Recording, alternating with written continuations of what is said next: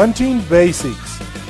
Information you really need to know. Hello, I'm your host, Kim Michaels. I would like to talk to you about hunting basics. Information you really do need to know. Let's start off with the art of how to hunt. The art of how to hunt goes beyond just finding your prey and killing it. Many different and interrelated disciplines, techniques, and methodologies can be involved. People will develop what works for them. You should always remember that there is a right way and a wrong way to achieve your goals. There are many books out on the shelf that describe in detail about how to hunt for deer, elk, bear, and just about any wild game animal that one can think of. Seek these books out and study them. There are many ways to succeed. Regardless of what you hunt, certain rules must be applied to increase the possibility of your success. Number 1, do your homework. I know, you never get away from homework, from school to life. It's always there. Study everything you can. Know everything you can on the game or the prey you wish to hunt. Read specialty books on your prey. Study anatomy. Know where to place your bullet. Always plan your hunt in detail. This is a big one. Always plan your hunt in detail. You should know how to field dress your game. You should know how to properly cape and skin your trophy for the taxidermist. You should know how to properly handle and care for skins, hides, and capes. You should know how to take care of game meat and how to store and transport game meat until you get home. You should know the laws of your hunting area and what is required of you. And this is very true if you travel overseas to go hunting in another country. And even at home in your own state, here in the United States, if this is indeed where you live, or up in Canada in the provinces up there, or again in any other country. It's up to you to know the laws, because if you break the laws, it's you that's going to have to pay the price. For your own safety, you must know basic first aid, and if possible, know advanced first aid techniques. I'm a big supporter of this. I believe everyone that goes hunting, or everyone in general really, should know basic first aid techniques, and if possible, the advanced first aid techniques.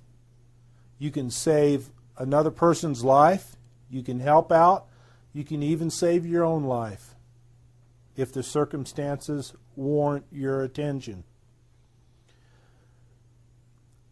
You must practice shooting and develop marksmanship skills with your caliber and firearm of choice. You should know how, what, when, and why about your firearm. Know you can hit your target. Number 2, preseason scouting and planning. Here's another big one. Preseason scouting and planning. A lot of people, they don't go out and preseason scout. You really should. You have to know the terrain and the area that you're going into.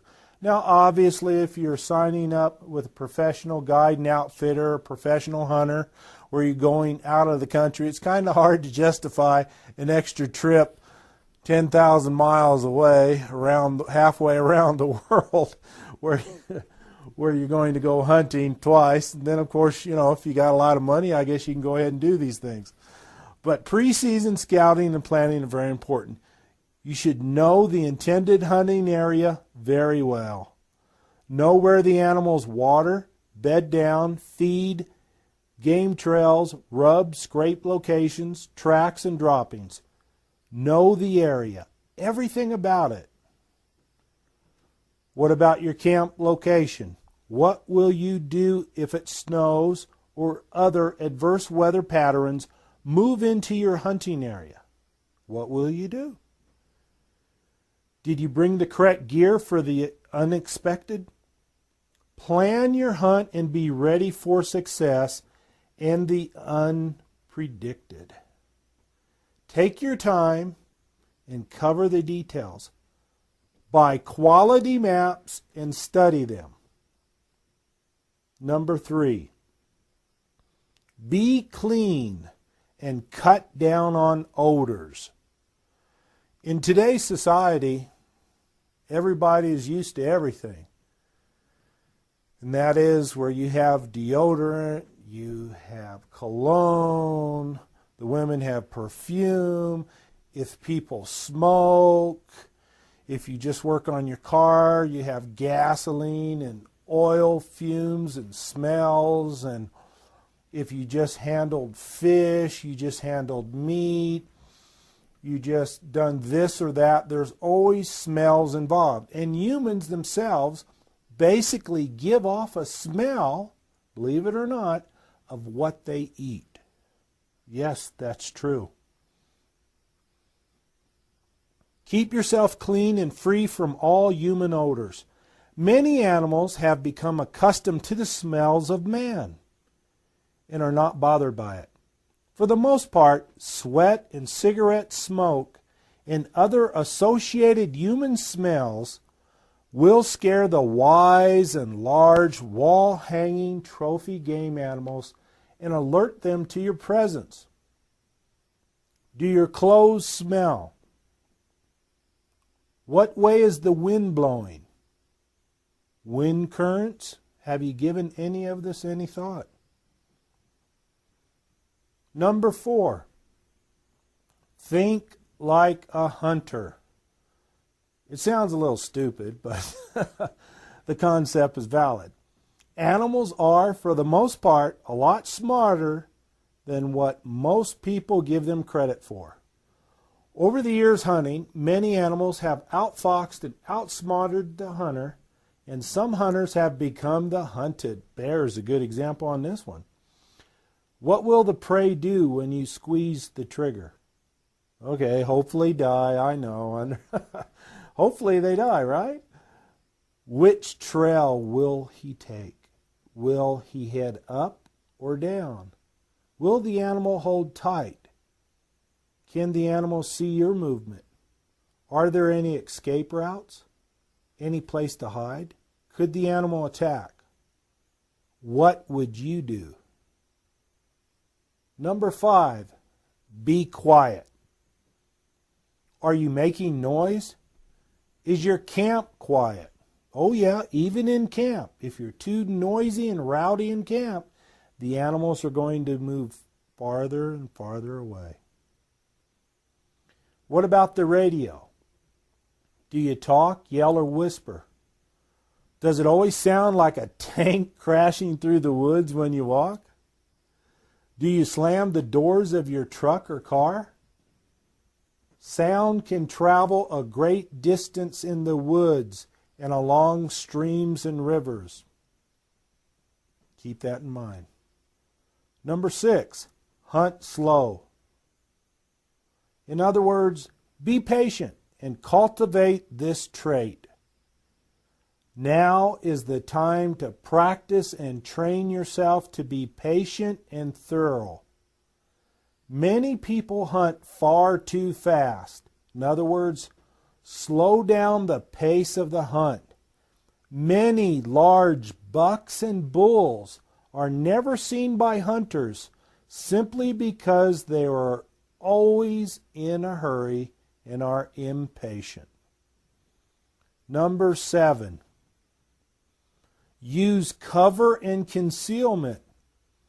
If at all possible, always use the natural available habitat such as rocks, grass, snow, trees and ditches, any valley, background, and so forth to your advantage.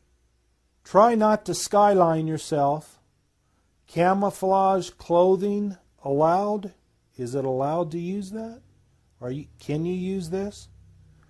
What can you use to cover and conceal yourself with? Can you consider hunting from a tree stand? I know some of these methods aren't practical, but you have to use common sense and use what is best for you in your situation. There are a lot of perks to hunt from above. So remember that if you ever get a chance to use a tree stand. Again, it depends upon what it is you're hunting, the methods employed and used, and where it is, geographical location, etc. Number 8, use binoculars and a spotting scope. Try to spot your game first. Do more looking or glassing with the binoculars and a spotting scope. You will hopefully see more game and plan your method of hunting without the game knowing your location. This is kind of hard to do. Always try to spot your game first. You also can avoid rough terrain or use it to your advantage. The astronomical and or military type 20 by 80 binoculars make a premium spotting scope. Instead of using the common spotting scope where only one eye is used, it is much easier and less tiresome to use both eyes. A powerful set of binoculars mounted on a tripod is a better setup and highly recommended. Again, these instruments cost money. Like a good quality scope is going to cost you several hundreds of dollars. And in some instances, some people feel the need to spend several thousands of dollars. So you have to strike up a happy medium. But I'll talk more about scopes and things like that in the future. Number 9, use a cover scent. Now, a lot of people, they don't bother with that. They just go out, walk in the mountains, walk in here, walk in there, and they don't worry about it. But a cover scent, if you're in thick foliage, if you're in the woods, you're in the black timber up in the mountains, you're deep in the jungle, whatever, can make a difference and can work for your advantage. So, if practical, use a cover scent. Always try to hunt with the wind in your favor, that is, blowing towards you in your face. It is always nice to hunt with the wind blowing in a favorable direction. However, the wind will always, almost always shift when you need it the most. And I can tell you, this is true. Everything's going good. You're headed down through the brush. You're being real quiet. You know there's some animals up over the hill. The wind's in your favor. Then all of a sudden, it shifts. And you're going, what? What? I can't believe this. Okay, something here too. There are always small spinning wind patterns that should be considered as you close the distance between you and your prey. The use of a cover scent will help mask your own human odor, and if the wind does shift, you might not scare the animals. Place the scent on the soles of your shoes and on a 2-inch square piece of clean cloth. Pin or attach this cloth on your jacket or coat sleeve.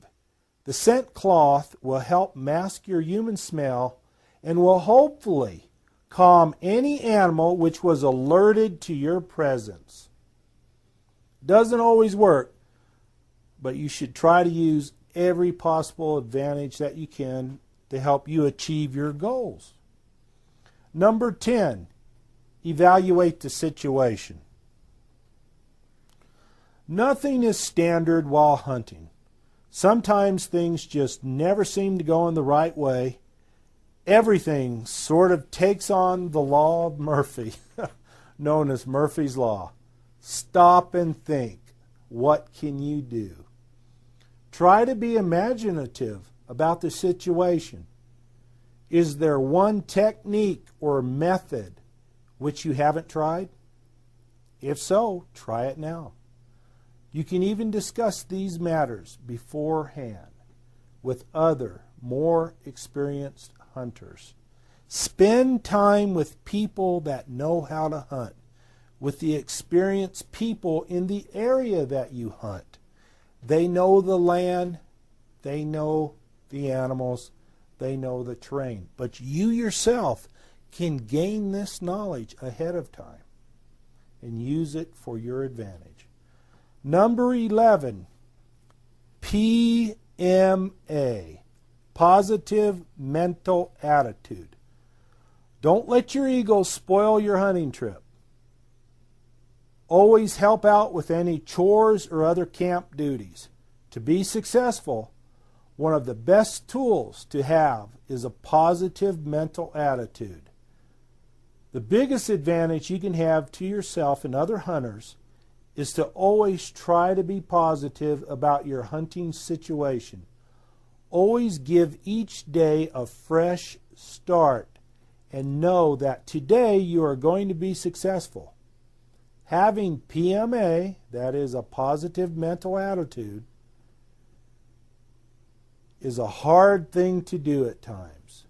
But the final outcome and the time in between trying moments and disappointments will be worth the effort. Number 12, know about new equipment. Boy, there's something new coming out almost every month for hunters and sports people, and man, I'll tell you, it's amazing. Always try to keep up to date on new ideas, new gear, and improved ways to make hunting more enjoyable, successful, and memorable. There are a lot of new products each year that are very useful to the outdoors person. Take time and research what is new. Do you have the correct equipment? Number 13, adapt to the situation. You must be willing to change and be versatile in all hunting situations. I know, again, it's easier said than done, but you have to be versatile and adapt to the situation. No matter what you know or what gadget you have with you or how standard the hunt is, you must be the type of person that will be resourceful and have answers for difficult scenarios and problems. Think about these things ahead of time. The old saying, plan for the worst and hope for the best, pretty much says it all. Number 14, take the good shot. Always aim dead on with the first shot. Aim and squeeze the trigger. Use a brace or rest and make that first shot count.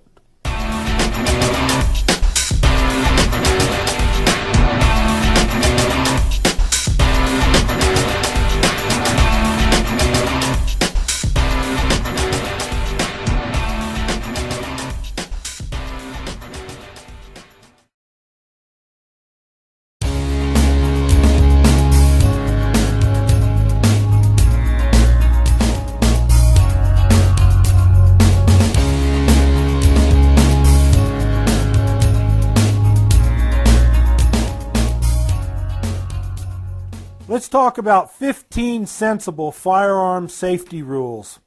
Number 1, you must treat every rifle, handgun, and any firearm with the respect due a loaded gun. Whether the gun is loaded or not, treat it as if it is loaded. Number 2, you must watch the direction of the muzzle of your rifle, shotgun, or handgun. Make sure the muzzle is always pointed in a safe direction. Number 3, you must be sure of your target before you squeeze the trigger. Number 4, always keep your firearm unloaded until you are ready to use it.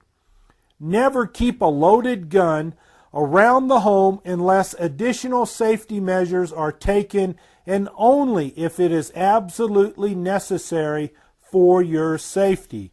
Number 5, always avoid all horseplay with a firearm. Number 6, you must always spend enough time with your firearm to be able to hit what you aim at with it. This means practice, practice, practice, and more practice. Know your firearm inside and out. Know your limits and limitations. 7, never pull a firearm towards you by the muzzle. 8, never shoot at a flat, hard surface, such as a rock, stone, etc., or water. Number 9, always make sure your backstop is adequate and safe. Number 10, and this is a big one with most hunters and most people throughout the world. Never use alcoholic beverages or drugs while using firearms. 11, at home, always store firearms and ammunition in separate locations under lock and key, especially if you have children. And educate your children, spend time with them so they know what they should and should not do and what items they must leave alone. Number 12, remember that adults can be more careless than children. Sad but true. 13, never mix ammunition from different firearms. Always use the correct ammunition for your specific firearm. Take the time to know everything about your specific rifle or handgun. 14, never exceed safe pressure limits when hand loading ammunition. 15, teach children about firearms at a young age and protect them from firearm accidents by safe storage and education. All of the rules I've just talked about are very important. You should try to memorize all 15 of them. Always practice and use good common sense, caution, and care when handling firearms. Never be careless, as one careless mistake could cost a human life. Now let us go on to some rules of field safety for everyone. Always know the rules of field safety before you go out into the field. Number 1, you must always be sure of the animal's identity before shooting. You must take the time to fire a safe shot. If you are unsure or if you must move too quickly, pass up the shot. If you wonder if you should shoot, don't. Number 2, if you should fall or stumble in the field, and this does happen to people, things happen, try to control the direction of the muzzle. Always check the bore after any fall for any obstruction. Clean the firearm of any dirt and check for damage after a fall, of course. Number 3, always unload your firearm before attempting to climb a steep bank, climb a fence, or travel across slippery ground.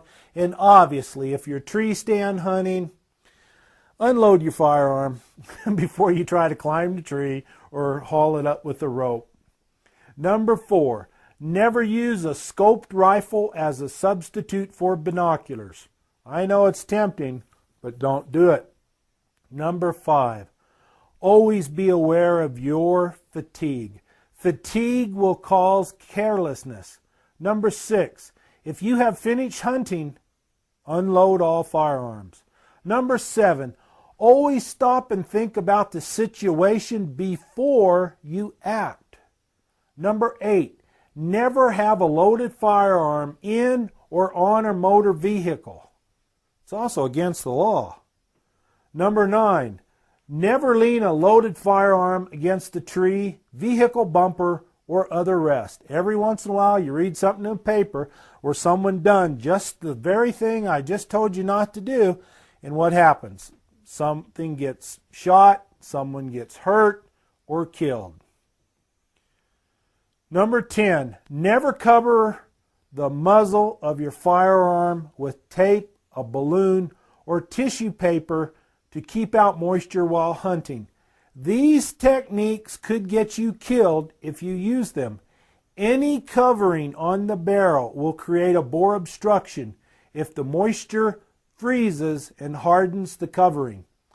Yes, there are techniques out there. You put a little piece of tape, you put a little piece of tissue paper over the muzzle to help keep the snow out.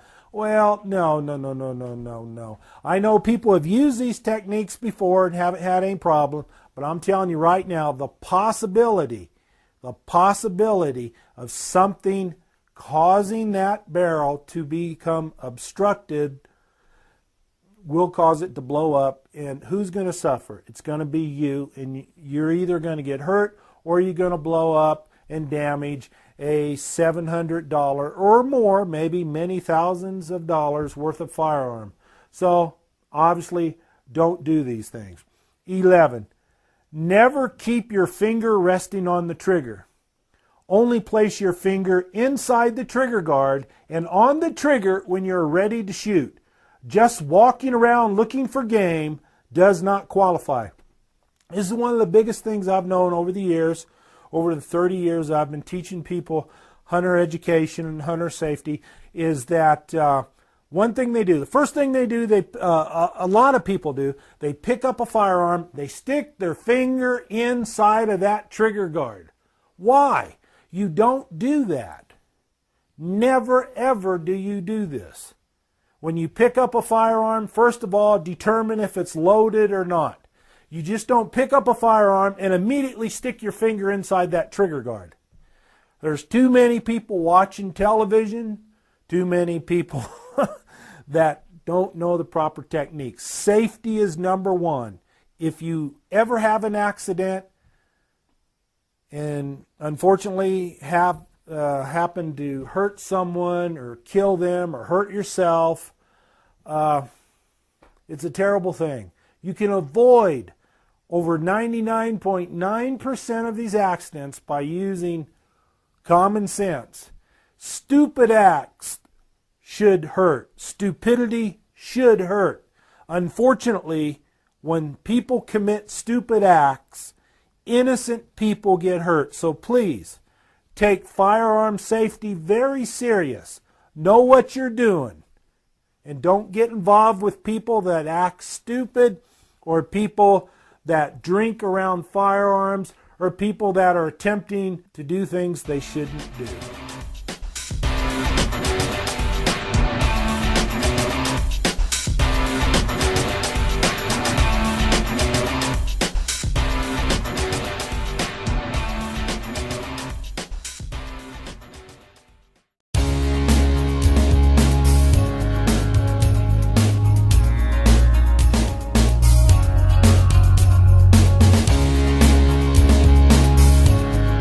General considerations about your rifle and firearms. First, let me state that almost any rifle made today can outshoot any person, and much of any accuracy problem can be traced to how the shooter does his or her job. It is a simple fact. But a rifle can also have problems. That's also a fact. Due to versatility, reliability, and strength, bolt-action rifles with internal magazines and clips, or with the external magazine clips, are the actions of choice. Magazine clips are preferred, and you should always carry 2 or more clips with you while you are hunting. You can customize your rifle for clips if desired. Single shots like the Ruger No. 1, and finally the semi-autos like the Browning bars are next in line as a personal preference of mine. I do like the bolt actions the best. I do favor bolt actions with a 60-degree throw, which does give a quicker lock up and eject time and does not project the bolt handle any further up to interfere with the scope. Check out and work the bolt action on each brand of rifle, and you will see the difference between a Browning, a Remington, Winchester, and a Savage. It does make a difference. Also, if you have a new rifle, have your gunsmith hone the action and bolt if there is undue resistance when working the action, or if your shells are extracting with scratches on the brass.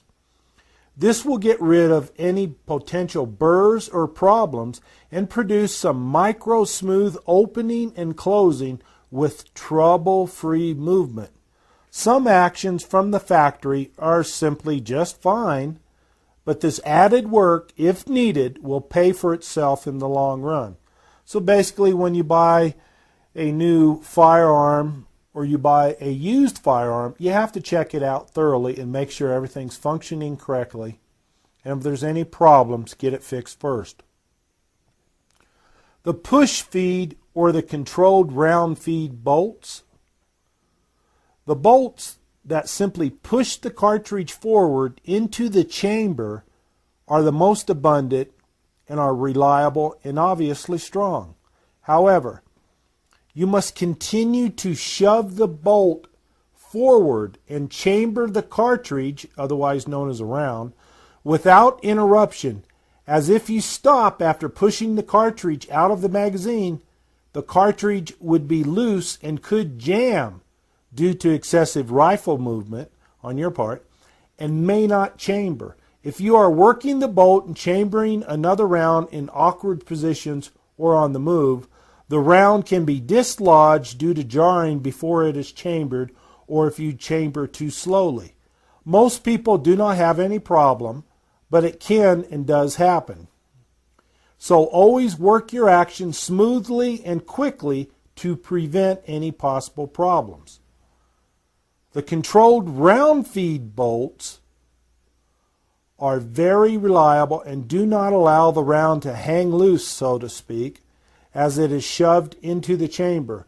The cartridge is carried into the chamber by the bolt, and there is less chance of excessive movement or awkward rifle positions causing a misalignment of the cartridge. But again, these situations are rare, but problems have risen from time to time. And you definitely don't want a problem like this to happen if you're hunting carnivores, large carnivores such as bear, or if you're in Africa and you're hunting lion, or anything else that could eat you, whatever that may be. You want to make sure everything is smooth, works right, because in a life or death situation, you only have one chance, and it's your life you're dealing with. So you want to make sure everything goes your way, not the animal's way. The barrel should be free-floating and glass-bedded at the recoil lug and rear of the receiver, or simply full-length glass-bedded, also leaving the barrel free-floating. If you are using a wood stock, and then the stock should be sealed against moisture. Keep that in mind. If you're using a wood stock, get it sealed against moisture. The glass bedding should be epoxy, metal set materials that are current technology. And obviously, most gunsmiths use current technology and materials when it comes to this. However, it does not hurt to ask. The stock on your rifle should be a newer synthetic or laminated variety. Wood stocks are beautiful.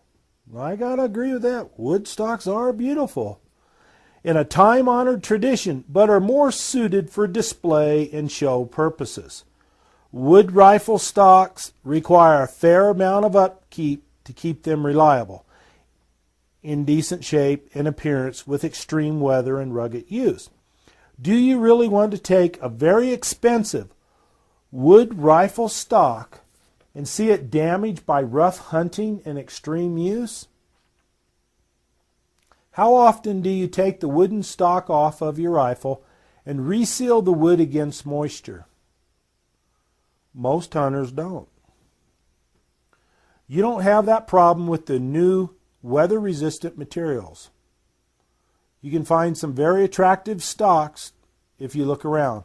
A quality laminated composite synthetic stock will not warp, swell, twist, break, or cause your shooting and point of impact to suddenly change due to the rain, cold, snow, or heat. They are pretty stable and must be fitted to your specific rifle just like any quality wooden stock. Synthetic stocks and the like are also lighter in weight. You may as well be comfortable, so recoil pads are a must for all rifles, and the stock should be cut to fit you. A lot of people don't understand this. I've talked to many people over the years, and all they did was go out and get a recoil pad and slap it on the end of the rifle. Well, you have a length of pull that you have to deal with where the butt of the rifle stock goes into your shoulder pocket, so to speak. And all that's got to be cut to fit, so then you install your recoil pad. And all that is matched up to your length of pull. Recoil pads make a great deal of difference when you squeeze the trigger on a Magnum rifle, and they make the standard calibers nice and easy to shoot. On any firearm, check out the safety and make sure it works. Even some new firearms have been known to slip through quality control, and some problems or simply break for whatever reason. On older, used rifles, the bolt may have to be squared and trued. Also, the crown on the muzzle should be recut and recessed by a competent gunsmith. Usually, this is a 60-degree cut. Consider a trigger job to smooth out and make the trigger crisp and clean. You want very little, or, as I prefer, no creep in any trigger. And again, it depends upon your method, what you're used to, what you're trying to do. A 1 1/2 pound trigger pull is about right for most rifles. The larger magnums, such as the .338 Winchester Magnum and up, should not go below 3 pounds in trigger pull for overall safety reasons. Each person is inherently different, and adjustments are made to fit the individual shooter. I have known people to adjust a trigger pull to a dangerously low level into the ounces. For bench rest shooting, this is fine, but never adjust your trigger pull to such a low level for everyday hunting. Muzzle brakes do reduce felt recoil, and I like them. I don't have a problem with muzzle brakes, but unfortunately they do increase the noise and muzzle blast. They do make them loud. On the larger calibers, muzzle brakes are welcome if you shoot a lot. I shoot .338 Winchester Magnum and the .375 H&H Magnum a lot. And I'll tell you something, it makes a big difference with a muzzle brake on there. And obviously if you have one of these and if you shoot firearms a lot, you should be wearing hearing protection.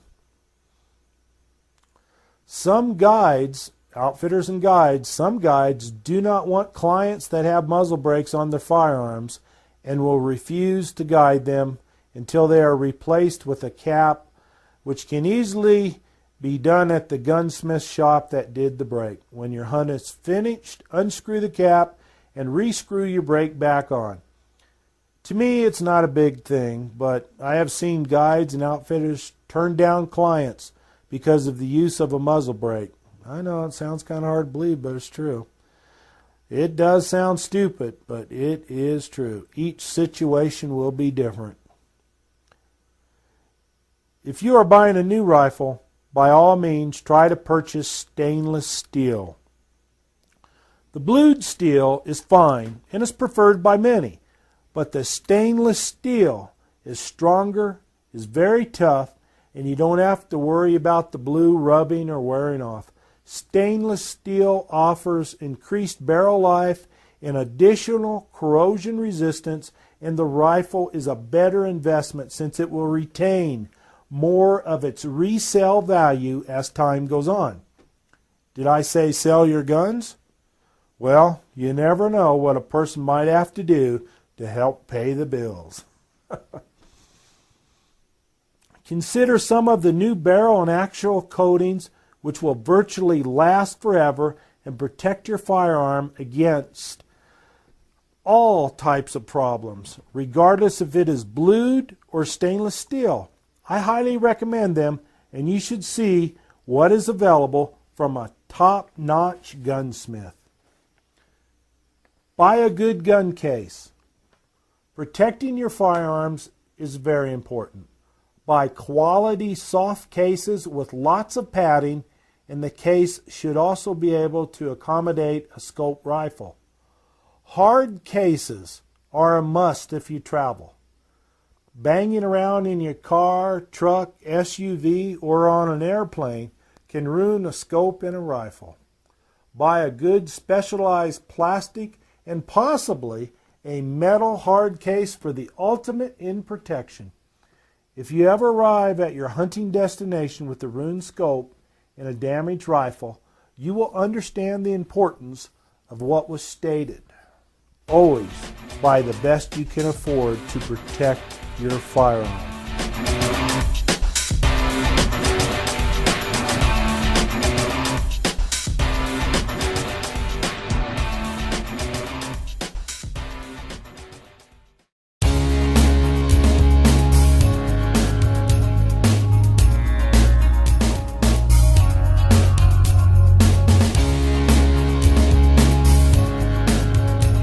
The ideal sidearm to carry while hunting.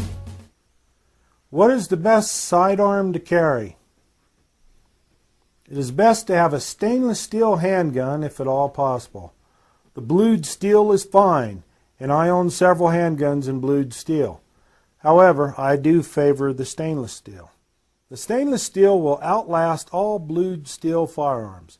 However, you must take care of any firearm regardless of what type of steel it is made out of. The stainless steel is more durable and weather resistant, but it will rust if you neglect cleaning and reasonable care.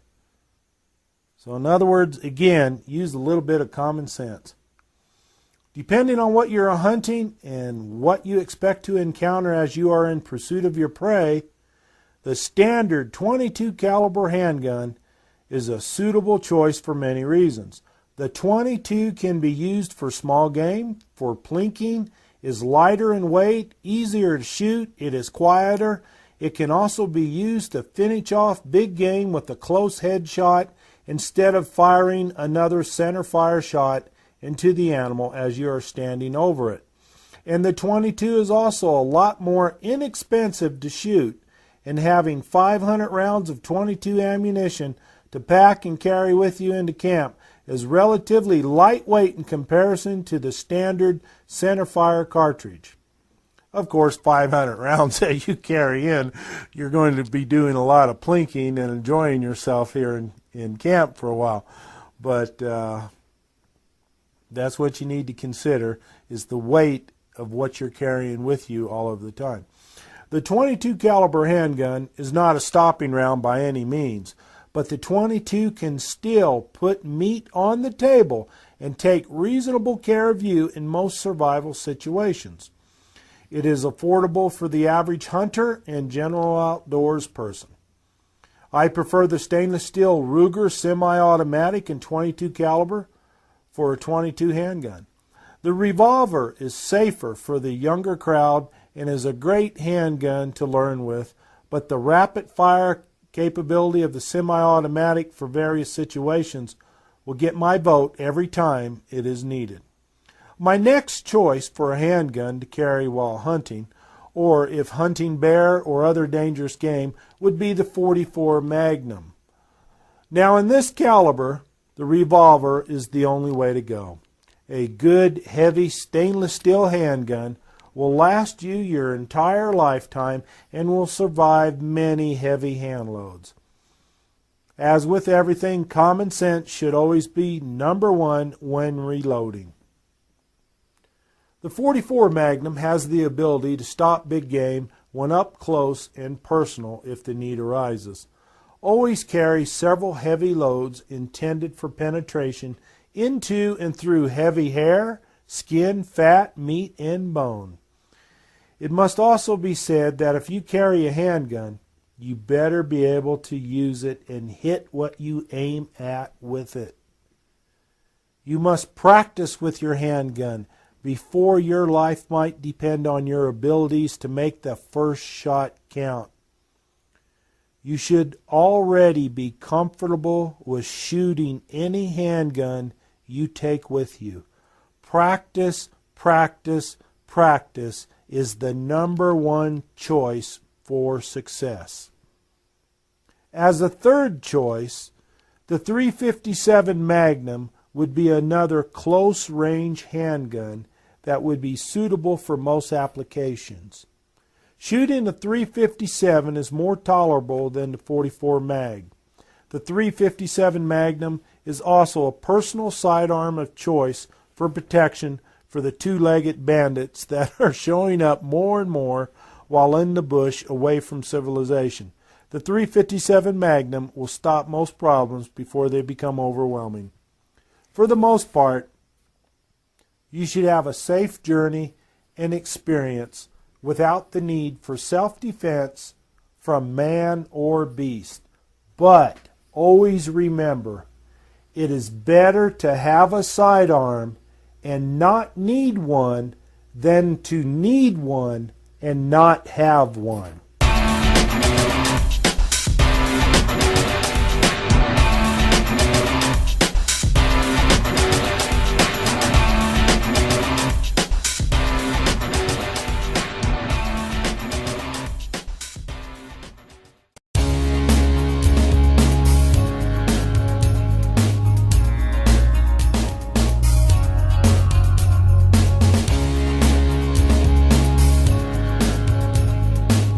What calibers should you use on big game? First of all, nothing can start more debates between hunters than what caliber of rifle to use on various big game animals. Geographical location, skill of the hunter, or should I say marksmanship abilities, distance of shot, bullet weight and design, game hunted, and the overall skill of the hunter play a major role in the selection. A combination of factors must be considered. As I have stated before, you don't need a big Magnum killer in caliber to kill big game. And I will say this again and again. The right caliber helps to stop game and will anchor game if need be. And there is a difference between killing and stopping a dangerous game animal before it starts to dismember and eat you. Hopefully, you can combine the two of killing and stopping the beast instantly. Situations will vary. A properly constructed bullet shot out of a .270 Winchester rifle will collect game just as well as any quality bullet will being shot out of a larger caliber of rifle. The difference is the diameter, weight, velocity, and expended impact energy.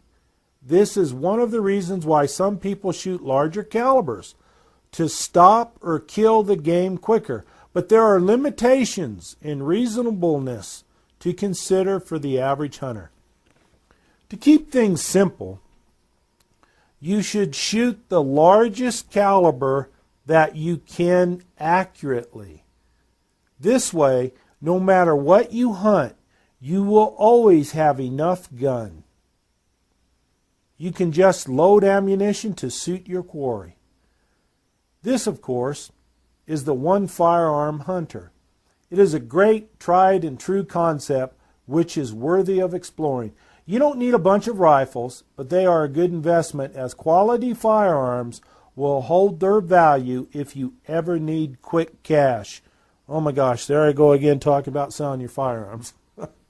Marksmanship and bullet construction are about the most important consideration, and the terminal impact energy, or TIE as I like to refer to it, is obviously high on the list. There are plenty of choices from the 270 on up the scale to the Magnums and the newer short-action Magnums. What does a person do? What hunting do you plan to do? What caliber do you like to shoot? What can you shoot the best? What is the distance? Do you want to just kill the creature, take it to a taxidermist, or are you simply hunting for meat? Take out a piece of paper and answer the questions I have just asked you. This will help you decide.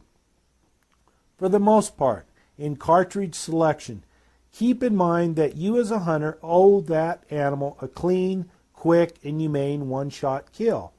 Marksmanship abilities. Now I know this does not happen all the time. Sometimes you have to follow up with a second or third shot. The bullet placement is very important and is number one on the list. If you do your job, the bullet will almost always do the rest.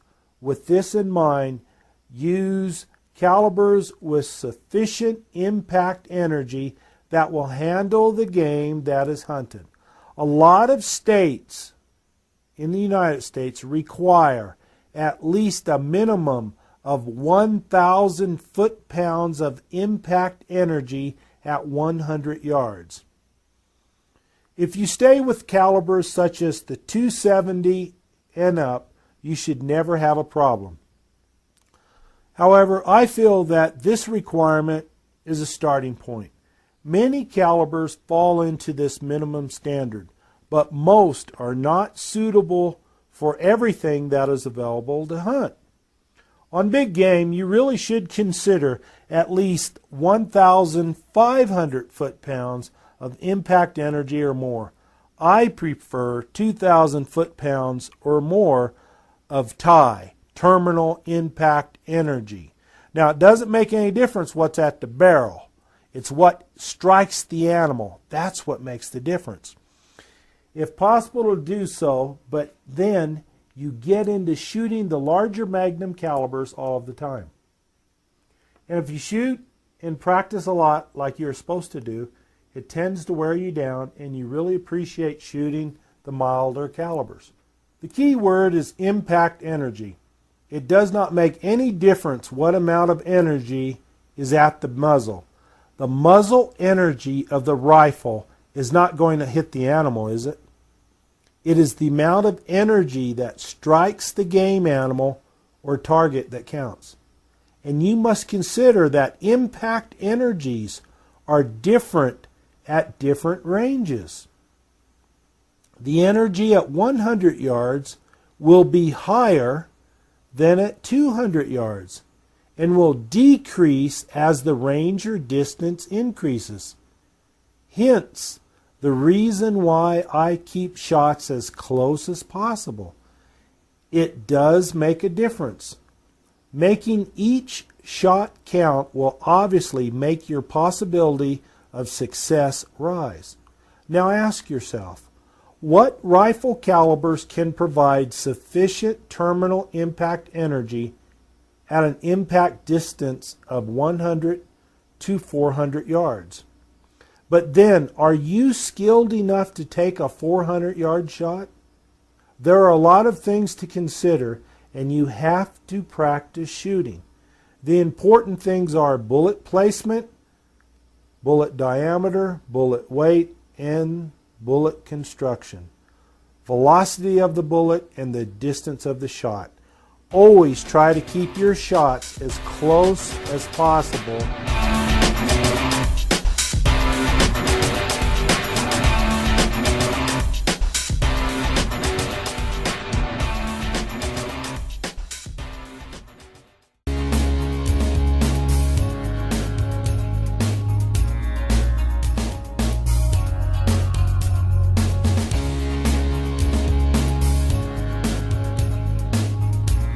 Choosing the best all-around rifle caliber for you.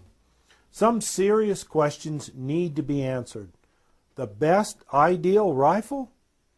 First of all, what do you anticipate hunting and how do you plan to hunt your prey? Do you possess the physical requirements to shoot rifles under actual field conditions and to shoot the larger calibers? Can you get fairly close to the target animal? Do you have to shoot at a considerable distance? The question should be what will work and what will not work. What will do it all? How many calibers of rifles have you shot? What do you like to shoot and what do you shoot best? The easy answer would be to say use a 30-06, 300 Magnum, or 338 Magnum and load the animal to your special needs. Now that is the short answer. There are lots of choices in bullet weights concerning the 308 diameter bullet of the 30-06 and the 300 Magnum series. Many North Americans shoot one of the 300 series of Magnums due to the variety of bullet weights available and for the additional power as the next step up from the ever faithful and versatile 30-06. How much recoil do you want to put up with? That question will always help decide your all-around choice in a caliber. Again, how much shooting have you really done and how experienced are you? You should shoot several different calibers to find out what you like and what you can handle. To cover all of your hunting needs, present and future, you should pick and shoot the largest caliber that you can accurately. And you won't know if you don't get out and shoot, will you? The one gun concept is very functional and practical for most people. And there is nothing wrong with having 2 or more firearms in the same caliber with different barrel and action configurations. One rifle could have a shorter barrel for close range and thick cover applications, and another could be a longer barrel for long distance shots. You obviously can customize the rifle to your needs. You can also store the rifles at different key hunting locations. It will cut down on a variety of potential problems on transporting guns. I have several complete hunting caches located in some prime hunting areas. I have to say that just about any center fire caliber will work and kill game, as I talked about before, as long as it will generate from 1,500 to 2,000 foot-pounds or more of impact energy on your target, regardless of the range, and if the bullet strikes the right spot. You can get by with a lot less terminal impact energy, but why chance it? So, keeping your shots at big game within 200 to 300 yards, or as I prefer, within 150 yards or less, will give you your needed answer about what rifle is best, such as the 270 and up. Light caliber recommendations for people. For an all-around, near-perfect North American caliber to hunt relatively thin-skinned game like deer, pronghorn, mountain goat, and sheep, with enough power, if need be, to kill the larger, tougher game animals such as black bear, elk, or similar-sized animals, would be the 270 Winchester, or better still, the 270 Winchester Short Magnum, the WSM, or the 270 Weatherby Magnum. With the Short Magnum, you gain around 200 feet per second velocity, factory loadings, over the standard 270. There is less overall kick with the 270 than the larger 300 Magnum and above.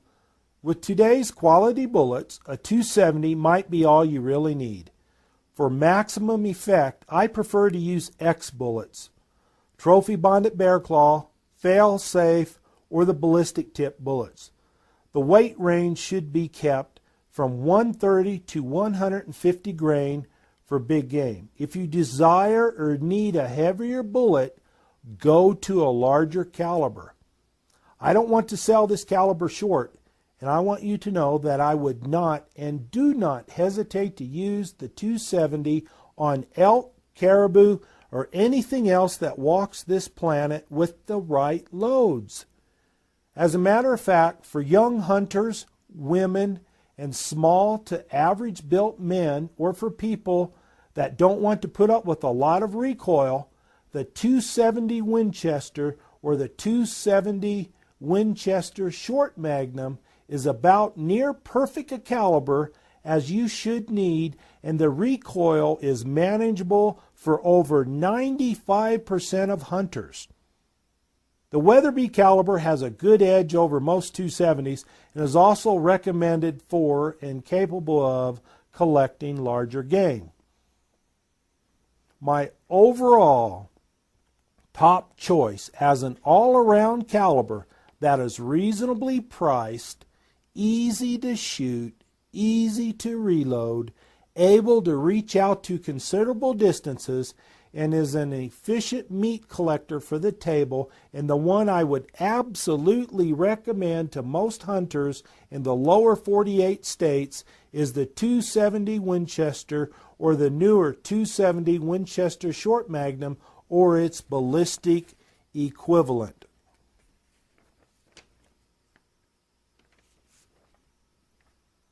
Medium caliber recommendations for people. For the thicker skinned animals and for longer distance shooting, as well as for greater tie, terminal impact energy, and stopping ability for the North American continent, start with the 7mm Magnum series.